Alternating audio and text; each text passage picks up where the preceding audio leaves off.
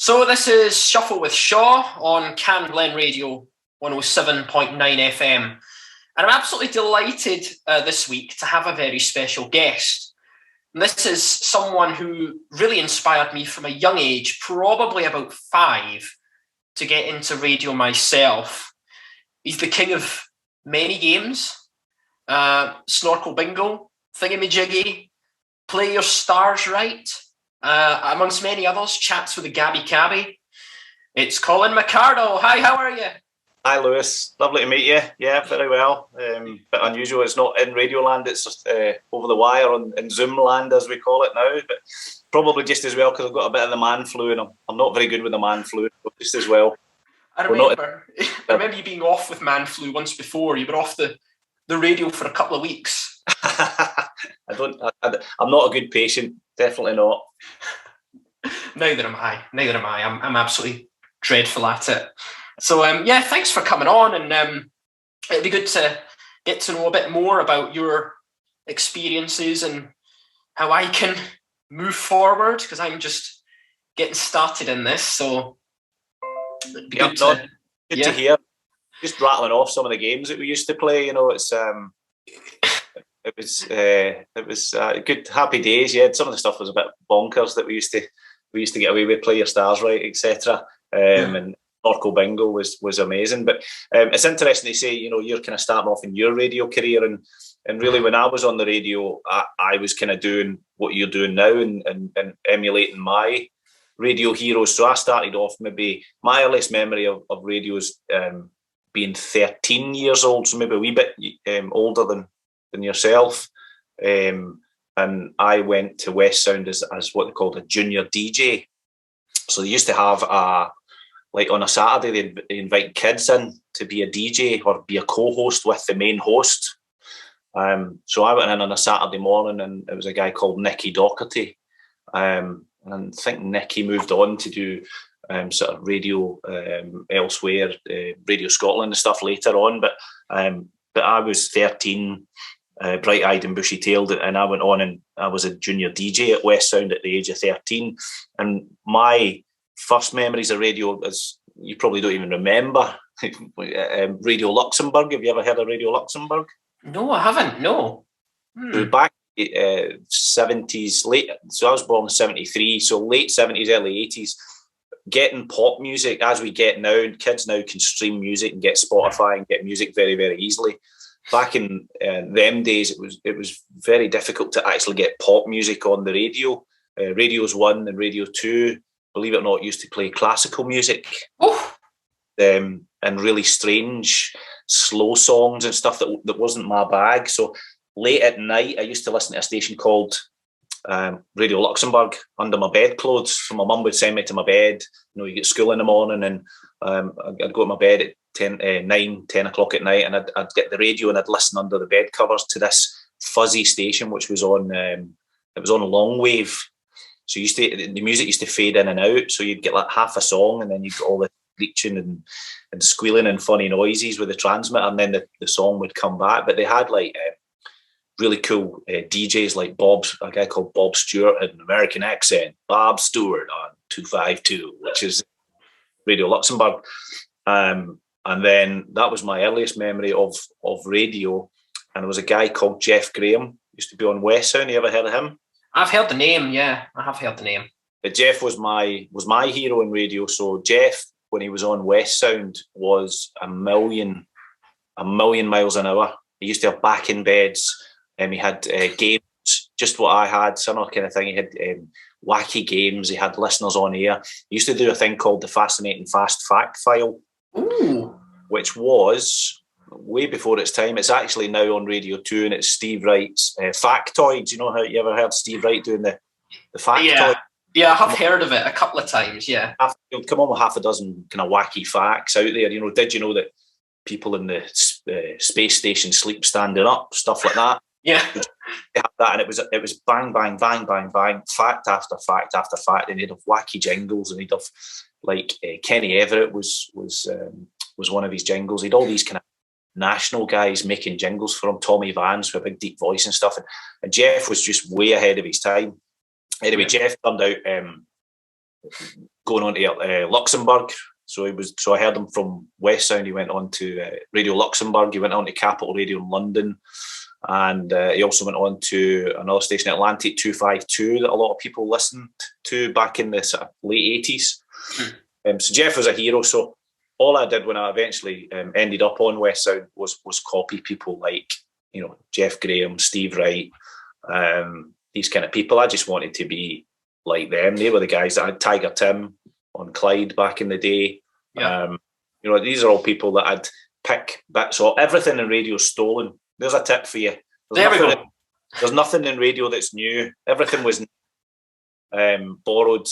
Steve Wright, who's a national hero on Radio 2, he used to go to America all the time and listen to American radio stations before the days of the internet, and he would go over there on his holidays, nick bits of American radio stations, and then come back and put them on. And obviously things like the Factoid, that's been heard somewhere else, used by Steve. On a national stage. Jeff had it on, as I say, on West Sound. So yeah, everything in radio's been done before. I would say there's nothing new. So just listen to your heroes and try and emulate them as best I can. As a tip. That's a good. Thank you so much, because that's something that I want to do. I enjoyed the wacky games. And where did you get the inspiration for the games that you played? So we were talking just before the interview about Snorkel Bingo. Thingamajiggy was one that I played a couple of times, actually. Thingamajiggy again, as I say, everything's nicked. That was on another radio station. We heard it and we thought it was a good format, had a different name, so we just nicked it and we stole it. And it was a boy-girl game, and it was me and the co-host, Zoe, at the time, and it was a head-to-head thing. But yeah, Snorkel Bingo, some of the stuff I did come up with myself. Snorkel Bingo, I don't know where that came from. I think Bingo was huge at the time. I don't know why I ever did Snorkel Bingo. I just thought it was funny. It was. With a snorkel on the radio. I mean, when would you ever hear somebody with a snorkel? I mean, you just wouldn't get away with it nowadays. No. The guy with the snorkel, by the way, you probably don't know this, was a guy called Stuart Rogers. Have you ever heard of Stuart Rogers? I have. I think I was looking at an old forum about West Sound a while ago. Yeah. And it seemed to be that at one point Stuart Rogers was on at the same time as you on medium wave.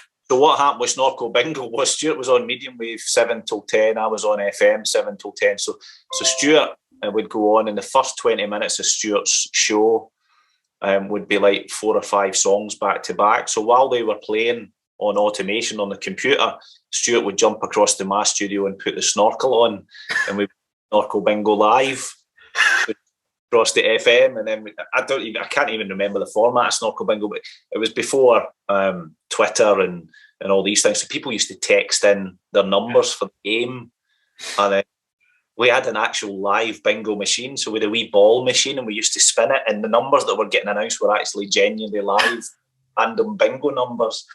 And Stuart would have the snorkel on, and he would be doing the and I'd do the legs 11. You need to get Stuart. I need to get Stuart. I need to plug Stuart from somewhere and get him to do it again sometime, because I would love to. Stuart used to help me out, and he was the man in the snorkel. I to this day, so random. I don't know why we had a man with a snorkel on, but it just was funny at the time. It was a brilliant show. I mean, I remember actually when you used to be on in the evening. My family had a nightmare getting me to go to bed. Actually, because they're like, right, bedtime. No, 10 o'clock. No, 10 o'clock. Yeah. And I'd insist on staying up because there was, as I say, we had that, and we had the big hard one. That was the other one. The big hard question.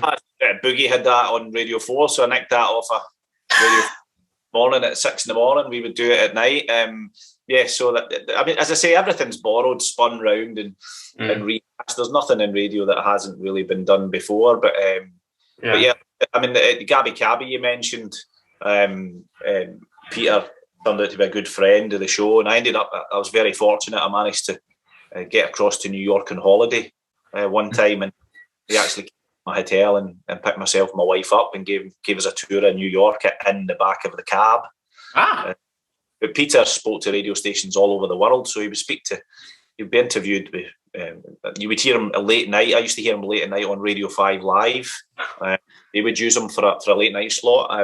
He's stations in India, Australia, all over the world.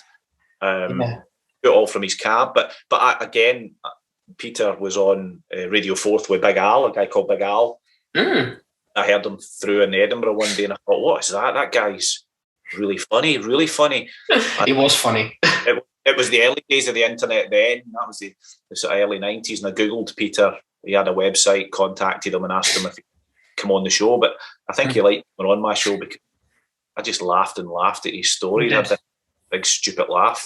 I used to enjoy, even when we used to, I remember phoning up. I think the thing you and Zoe were talking about was arguments you had at school. Yeah. And I phoned up with a story about me with a few girls, a group of 4 or 5 girls, and we formed a music group. Right. And what happened was one of us decided, well, why don't we name the group? Yeah. And one person went, no, I don't want to be part of that. I don't want to go serious.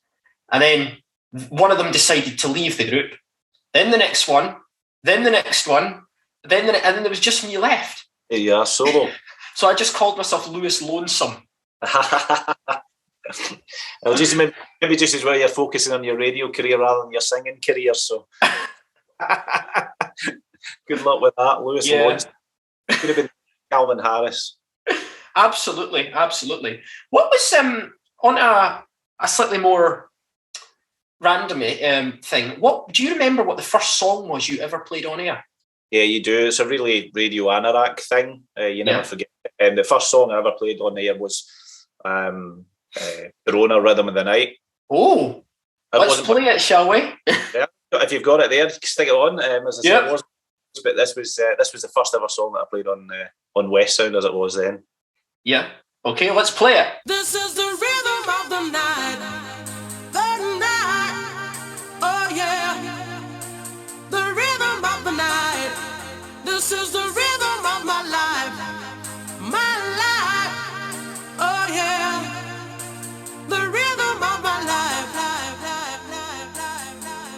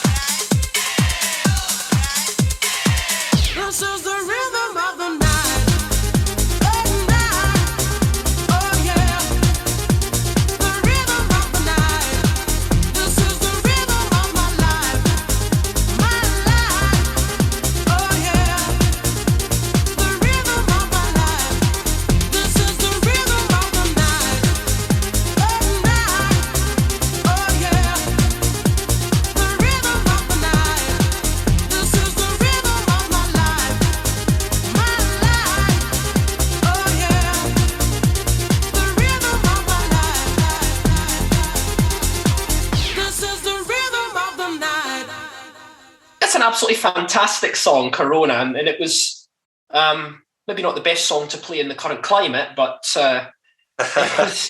it was a good song for you. Do you remember what your first ever slot was? I don't know what you're saying about the Corona thing. Yeah, that's maybe unfortunately named. The story behind that was so I did hospital radio for a year.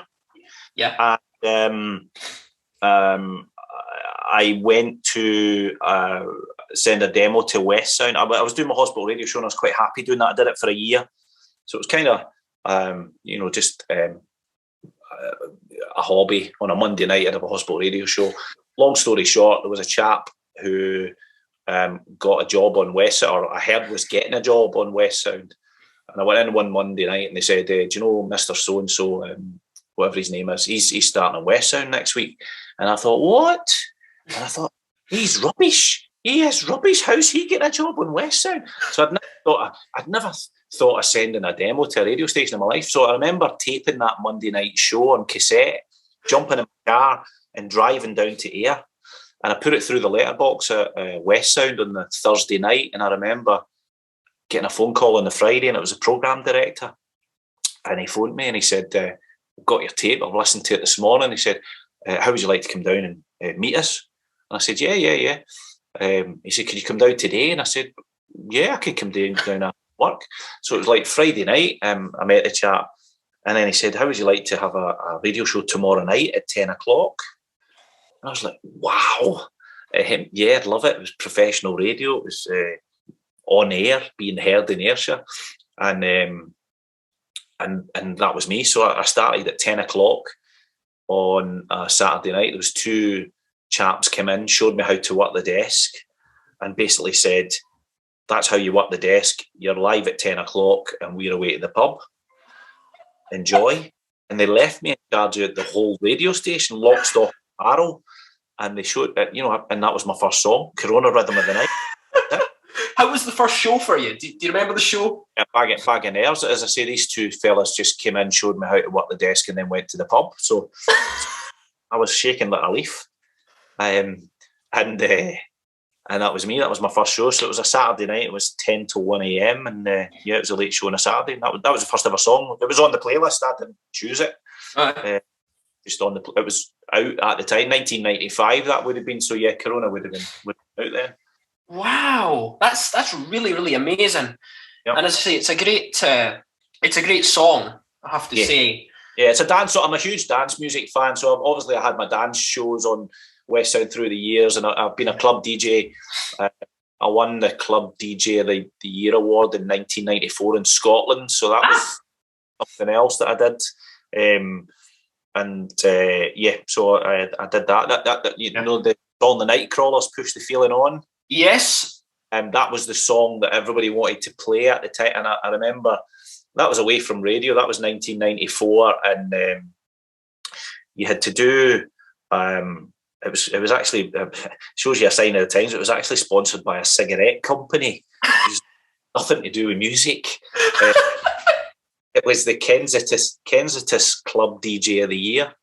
So there was guys from Ayrshire, there was guys from Glasgow, Edinburgh, Aberdeen, all over. And you had to do, part of it was a mock radio show at a hotel in Livingston. And the judging panel was people from the cigarette company, a music journalist, and Tom Wilson that was on Radio 4 at the time. Yes. Dance DJ. Yes. So Tom and these judges were on the other side of the screen, and they had to listen to my 20-minute mock radio show. And because I'd done hospital radio, I knew how to back time into the news, and I knew how to introduce travel bulletins, and I knew how to introduce records. So you had to do this mock radio show, and we did that in the afternoon. And I remember playing whatever song it was and then back timing into the news and saying, blah, blah, blah, that's it from me. The news is coming up next. It's 12 o'clock, hitting the news jingle. And I remember putting the headphones down, and the guy that was standing next to me in the studio said, just don't mess it up in the club tonight. Because I was the only that nailed the radio part, because I'd been on the radio and done hospital radio for a year. Yeah. So the rest of the guys were all club DJs, but they'd never done radio, and they were crashing into the jingles and playing the the records at the wrong speeds and stuff, and making a mess of the radio side. So when we got to the nightclub at night, you had to draw straws for the most popular songs of the day. And the most popular song in the clubs at that time was Nightcrawler's Push the Feeling On. And I drew so it was a kind of win-win. I'd nailed the radio bit during the day, and then at night I got to play the most popular club song of the time. I drew the long straw, the short straw, and I got Nightcrawlers in my playlist. So when you played that in the club, the crowd went wild. So my club side of it worked really well, and ended up I won it. So I went to Los Angeles with Tom Wilson. That was my prize. Got a holiday, and we went to Los Angeles, a trip with Tom Wilson kind of chaperoning me. So I'll never forget that. Tom was an absolute hero, and again, somebody that I would go out my way to listen to back in the day in his Radio 4th dance shows. Again, there was no networking back in those days, so I used to jump in the car and drive through to Edinburgh just to listen to Tom and what he was playing. He had all the latest dance tunes and all the stuff from Europe and all the white labels and stuff. So Tom was a radio hero of mine. So what should we play next? Should we have Tom Wilson, or should we have Push the Feeling On? What should we play next? I think we'll have a bit of Tom Wilson. Just a Tom Wilson techno cat, because Tom was a hero. He was. Brilliant, man. Right, here we go then. Tom Wilson.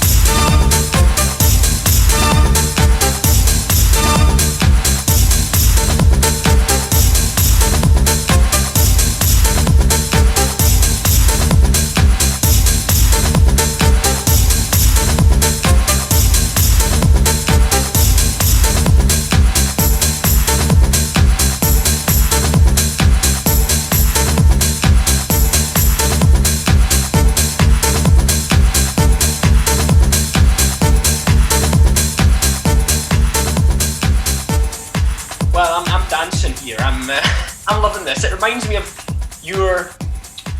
when I remember your dance shows, it started off as a Friday night and then it moved to a Saturday. I think, it moved to a Saturday. I used to love those shows. The stuff. I mean, you introduced me to songs that I'd never heard when you went old school. Yeah. I'd never heard of likes of TTF, Q-Tex, QFX. Yeah. I'd never heard of any of this stuff. Alongside, so it was early 90s, and obviously, as I say, I'd won the Scottish DJ competition of the year. So on the back of that, I was doing a lot of clubs in Ayrshire, some Glasgow clubs and stuff. So I was club DJing when those songs were all out. So I've got them all in vinyl. I've got your QFX, Q-Tex, all that. I've still got, I've got boxes and boxes and boxes of vinyl records. Because the record companies used to send you stuff, so you would have all this stuff white label. And back in the day, the early 90s, you had clubs like Fubar, I think, which was in Stirling. You had the Metro in Saltcoats, which was the club that everybody knew down here. You had Pavilion, Air Pavilion was that was the Hangar 13. They used to have raves in the Prestwick Airport, would you believe, as well, in the foyer, Prestwick Airport. Yeah. Back in the day. So it was really, for Scotland, Scottish dance music, it was in its heyday then. It was absolutely huge, and a lot of talented people, Ultrasonic and all these bands, QFX, they all came out of that scene. And I wasn't heavily involved in it, but I was DJing in clubs at the time, so I had all that kind of music. So when I got my own dance show, I was very fortunate to have kind of free reign in what I played. Yeah. And I used to get back to all these CDs and records that I had and vinyl, and it's all stuff that I played when I was DJing in the clubs. So, and I was very fortunate. I had my dance show for many, many years, probably up to the sort of late 2000s, 2010, 2012, there or thereabouts. I was still playing. Yeah, and I remember the old honk of the horn. Remember that? And the people honk horn, flash lights, and all that, all the stuff that is completely illegal now when you're driving a car. But we had people. The Techno Buddy song. We used to get people in Arran on a clear night. We'd get them listening in, and they'd flash their lights back across to people in Ardrossan, who would be flashing the lights back across the sea. So we'd have a disco with car headlights going on to the beat of the song on air. So the power of radio back in the day, it's great. But as I say, all very illegal now. Honking your horn and flashing your lights for no reason, it's a big no-no. That's a shame. It was the things that you don't get away with now. I mean, the stuff that we used to play, and the feet. Because I remember you used to have loads of jingles, and this was another question I had. I noticed for a long time, you had this persona on radio. You called yourself the MC Man. Yeah. Where did that come from? The MC Man, would you believe, came from, I wish I could remember, I think his name was Andrew Cotter. Was it Andrew Cotter? That's terrible. He caught me in the hop. I can't remember. It was a lovely man, worked in the newsroom at West End called Andrew, and he kind of was very aloof. He wore great big glasses, and he was a cracking newsreader, very, very, very posh, and very read the news like, this is the news, blah, blah, blah. He was cracking. Yeah, but actually off air, he could drink you under the table and was a cracking guy in a night out, and he was just a bundle of laughs. And he started calling me in the building the MC Man. You'd walk past him and Andrew say, "Morning MC, how you doing?" The MC, and it's kind of stuck with me even today, and my work and stuff. And people nowadays still call me MC, so it's stuck. So that's where the jingle came from. It actually came from Andrew, the newsreader, calling me in the building, and it just stuck up on air. I love the jingle because you used to take songs and add little bits to them. Well, that was, I used to, again, being a hobby, the radio was my hobby. It wasn't my full-time job. So I used to invest like anybody would, with their hobby. If you were a fisherman, you'd buy the best fishing rod. If you were, somebody plays golf, you'll try and invest in the best golf clubs and the best golf gear. For me, the radio was my hobby. So I used to have a guy called Dave Glass, made all my jingles for me. So when I was on the weekend shows especially, I would phone Dave up on a Monday and we would make what they call parodies. So he would sing along to the songs of the day and make me jingles with my name on. Yeah. And Dave, it was back in the day of CDs, so Dave used to make them on a Monday or a Tuesday, post them up to me.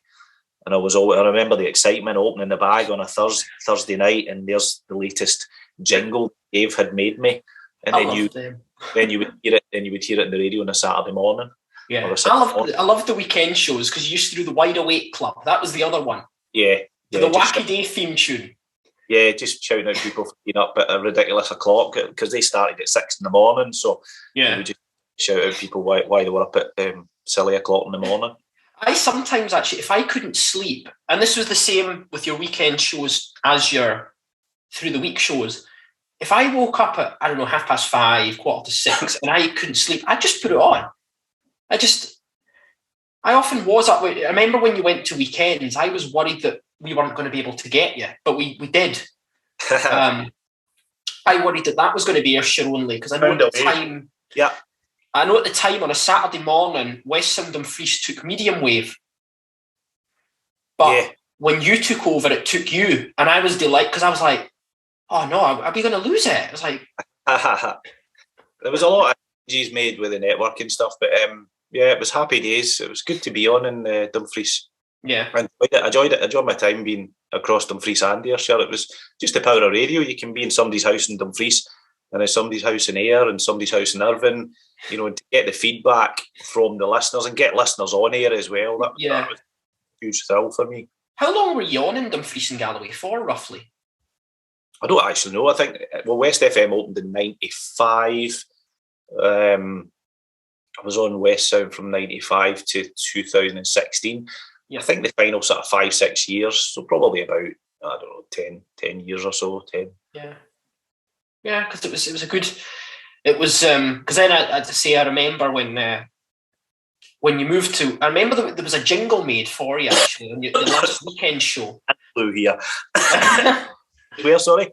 I remember on your last weekend show there was a jingle saying you were leaving Weekend Breakfast, and again I panicked. I was like, "Oh, he's leaving." And then you made and I said to my family, I was like, because at the time I wasn't very good with technology. Yeah. And I was like, "Pretty please, can you put this on for me on Monday?"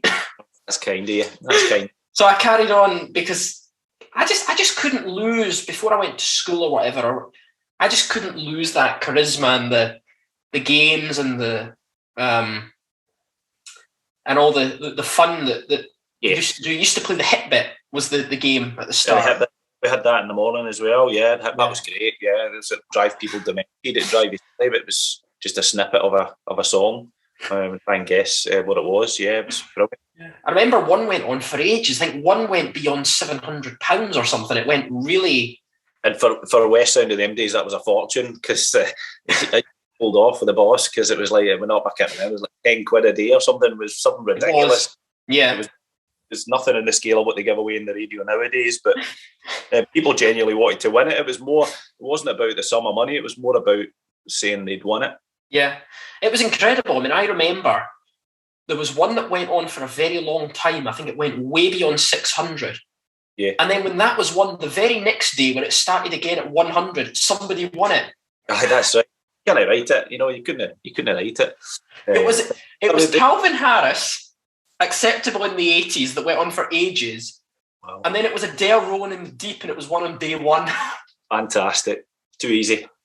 I was getting lazy. Who picked the songs then? Was it you or who did that? Yeah, it was me. Yeah. Just picked a wee snippet of a song, just a wee tiny beat. It was just a beat. It was just a donk. Yeah, it was just a donk. That was it. Yeah, that's what I would call it. A donk. It was a donk, and you had to try and work it out.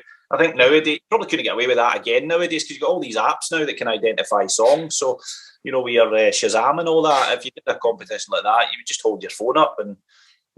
Again, it was of the time. We didn't have technology. It's amazing how technology has moved in such a short period of time. Yeah, another couple of people you used to bring on your show that I loved, Sparky and Knight Rider. Do you remember that on your? Loved them. They were great. Yeah, they were on the nighttime show. So, story behind the Sparky and Knight Rider. I mean, I'm sure you're the same with your own show. getting listeners on is a huge thrill. It's a huge part of the show, and getting feedback from listeners. Two guys were just out and about every night, driving about. They were just young guys. They were of an age where they didn't want to be in at home. They weren't married or anything like that. Just young guys that were out driving in the car. Typical sort of late teenage guys, early 20s, and they used to just phone in every night and they'd request songs, and then from that they'd tell me the kind of stupid things they were getting up to in their car, you know, driving, and we're going here and we're going there. And then from that, we'd have conversations. And then I'd start sending them places in their car. So I'd say, what are you up to tonight, lads? Oh, we're not up to nothing. Right, how about going here and you can report for the radio station? So they would go away in their car. The best one with Sparky and Night Rider ever was BBC Scotland News. You know, they just got the new building at BBC Scotland. So they've taken the backdrop behind Jackie Bird, which is the Squinty Bridge. Yeah. And at 6 o'clock, so I started at 6 o'clock and the news was on at the same time. Yeah. And so it was about November time. It was the winter and it was the dark nights. And I said to Sparky and Night Rider, I said, listen, I've got this live feed on the top of the BBC building and it's behind the newsreader. Let's get yous up there and with flashy lights so that we can see you on the telly. So Sparky and Night Rider's uncle had a breakdown wagon. You know, lots of beacons on it. And so we were on the radio and Jackie Bird was reading the news, and every time the backdrop came on the telly with Jackie Bird, I would say to the boys, right, flash your lights now. So you saw this breakdown wagon on the Squinty Bridge, flashing its headlights and all the beacons going, and they were flashing lights. And it went on through the whole of Report in Scotland. So every time we were on the radio, we were like, we're on now. I would stop the record and say, they're on, you can see them. I so wish I could hear that. That was brilliant. I just think that, you know, interaction, having a bit of fun, and at the end of the day, you know, it was just a carry on. And you know, again, you wouldn't get away with this kind of stuff nowadays. It grew arms and legs. Then people started inviting Sparky and Night Rider to do things. So we had them working on a farm live. Yeah. And we throw to them, and there was cows and sheep on the phone. You could hear them in amongst them, were mucking out the cows and the sheep and stuff. And then we had them going on a fishing boat. They went on a fishing boat that was getting prawns and scallops out of Troon. And we had them on the show at night, live from a fishing boat. The boys were on the phone being sick on the radio. It was hilarious. Now speaking of being sick, yeah, I'm going to hit on this. Do you remember St. Patrick's Day 2016 when Zoe made you the pints?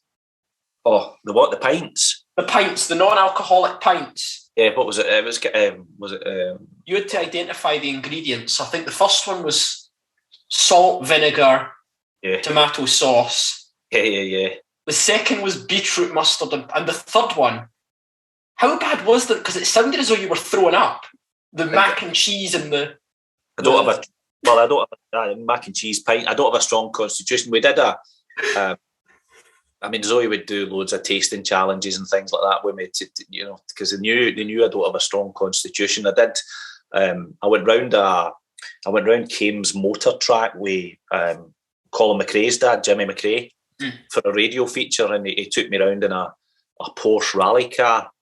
And we went flying round. I remember Jimmy McRae was driving the car, and I got out the car. We recorded it for the radio, and I got out of the car and I was just sick as a dog. You know, I can't do things that spin round, and I can't do things. I'm a big weakling, as I say. I've got the man flu just now, and I'm not a good patient. And the other one we did was eating curries. We did a curry challenge, and it was Alan Shaw, Zoe, myself. We went to a local curry house in Ayr. I think it was Prestwick.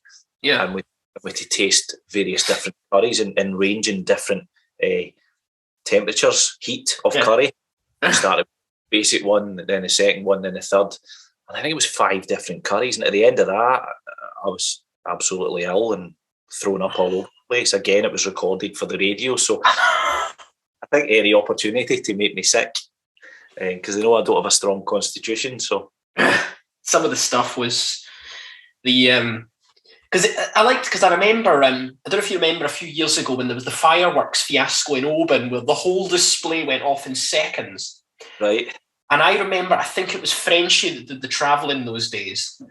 And I remember you, instead of playing the normal travel feed, you said, right, we're going to play this over the firework display in Oban and see if you can do the travel in the time it takes the whole firework display to be finished. I remember that well. Yeah, it was over in like 5 seconds or something. All the fireworks went off in a winner. It was like a display, and it was just like bang, bang, bang, bang, bang, bang, bang, bang. That was it. There you go, hey, all over. Thank you. One that I did early days with Frenchie, I got the sound effect of a hot air balloon. I played it down. It was all very technical, but I played it down the phone, and it sounded like so. I took a phone. We were in the studio, and I took the feed off a phone, so I made it sound as if we were on the phone. Yeah. And I had the sound effect of a hot air balloon, so it was me and Frenchie in a hot air balloon flying over Ayrshire. Got to the end of it. To the end of the record, it would be me and Frenchie on the phone, and then I'd press the button on the CD sound effect machine. It'd be the sound of a hot air balloon, and we'd be, we're over here just now. Look out the window, give us a wave. And people text into the radio station to say they could see us. And it was an April Fool's. Was in the studio. People, I mean, it's like I don't know what they saw, but it wasn't us in a hot air balloon. But things like that, yeah. Loved to.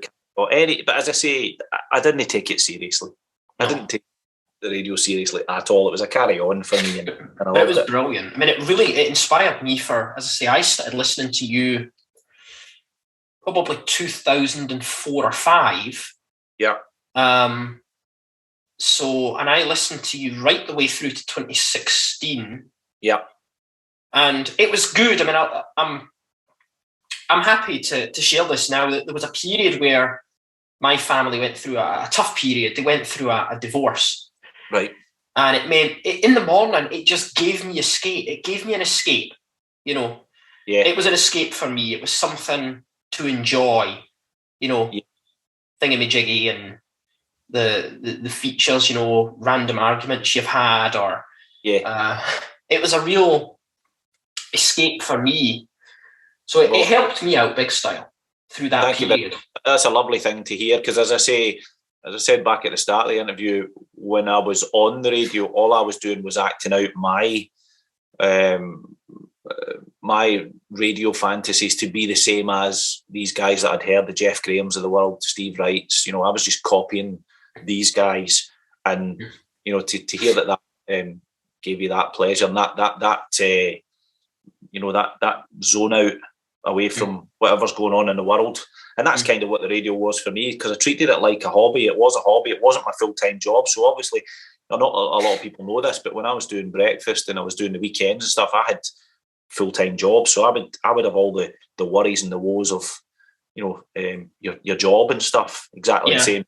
But we had, you know, family things would go on and stuff as well. And for me, when I was on the radio, that was me creating this persona, this guy who was, you forgot about everything. And the fact that, you know, to hear that's what, you know, the listener was picking up on is absolutely brilliant, because that's what it was for me. I was the other side of the radio doing exactly the same, forgetting my day job, forgetting anything that was going on at home, and just having an absolute blast, and I carry on. Yeah, I mean, I loved it. It was, for me, it was escapism. It was, you know, it was something to enjoy. And what was it like for you when you got offered weekday breakfast? Because you talk about having your job. I'm aware that you had your job. What was it like when you were offered weekday breakfast? Did you think twice about it, or did you just, I'll have that? For anybody to take a breakfast show on a pretty major station, which West Sound is and still is, you know, was and still is, but to be offered breakfast, is an absolute honour. It's a bit of a poison chalice, because there's a lot of responsibility comes with it. There's a lot of more analysis of, you know, figures, who's listening, when they're listening. Yeah. You know, things like you get a producer, you get somebody coming up with ideas for you, whereas all the early stuff we've talked about, the snorkel bingo and the wacky stuff, was all me. Yeah. So yeah, I mean, I enjoyed it. I enjoyed being on the radio in the morning. It's great, but it's a different kettle of fish. And I take my hat off to these guys that have done breakfast radio for years, because breakfast is really intense, because that is the whole show that builds the foundations for the rest of the day on the radio station. And if the breakfast show fails, listener figures wise, then the station will fail. So I enjoyed it, but it's probably why I left in the end up as well, because it is a bit of a poison chalice, and juggling the two jobs was really difficult. Breakfast was a difficult gig for me. As I say, the early stuff was a carry on, and I didn't take it serious. Breakfast was still a carry on, and I enjoyed the 3 years that I did breakfast. But yeah, it's a totally different kettle of fish. You've got to get breakfast right on any station. Has to be, right on there. Was this something a bit wacky? The biggest mistake you've made on air? Have you ever had a massive mishap, or have you ever had something go horribly wrong on air before? No, I never. But I'll tell you a funny story that springs to mind. Yeah. We were doing a live feed from Kilmarnock Football Club. We were doing like live football. It's a Saturday afternoon show, and I think I was depping for somebody. Yeah. The commentator guy, we were West Sound got the license to do the live Kilmarnock games, and the commentator guy was doing the commentary, but he was having like a dry run. So he was Paul Wright passes to so and so, blah blah, to Raymond Gummery, blah blah blah. Oh, that was, and then I won't tell you what he said, but it was bleep bleep bleep and bleep. And then I just looked at him, and he kind of looked at me and shrugged his shoulders, and as if, what's wrong? I said, we're live, we are on air. He thought he was having a dry run, we practice, but actually went out live on air. So yes, swearing on air happened not too often, fortunately, but that springs to mind. I remember you playing a song once, and I can't remember what it was. It was on your dance show, and I remember you were worried because there was two versions of the song. Yeah. There was a version for a nightclub, and then there was a version for the radio. If you'd played the wrong version, that would have been, I don't know. Would you have been out? Could have been. I could have been. There's been a couple of close moments. There's one way back, not in breakfast, but way back. Again, as I said to you earlier, everything in radio's nicked, stolen. Yeah. I listened to a clip of an American radio station, and the guy did a thing called Red Light Lottery. So this game was on, this would be in the early 90s, it would be on the nighttime show, Sparky and Night Rider days. And the aim of the game was to win money by sitting at a traffic light and not moving. So again, highly illegal. Nowadays, you'd go to the jail just for encouraging this behaviour, never mind being the person in the car. I'd heard it in this radio station in America, this clip, and I replicated it. And basically, it was a listener, and she was in her car, and she was sitting at a set of traffic lights in the air, and the traffic light was red.